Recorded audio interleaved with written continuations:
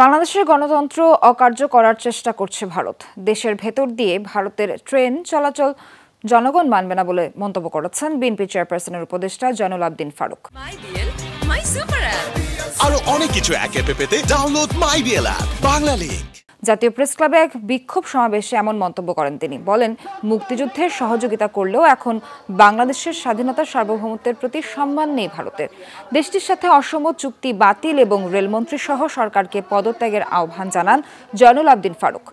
তিস্তার পানি আনতে সরকার ব্যর্থ বলেও দাবি করেন তিনি। তার অভিযোগ, খালেদা জিয়াকে কারাগারে রেখে গণতন্ত্র হত্যা করেছে সরকার। বলেন, নির্যাতন নিপীড়ন করে আন্দোলন ঠেকানো যাবে না।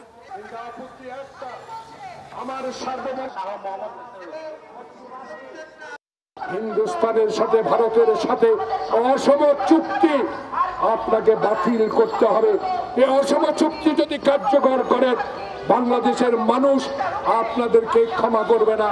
তাই ওবায়দুল কাদের সাহেব, আসুন এখনো পদত্যাগ করুন।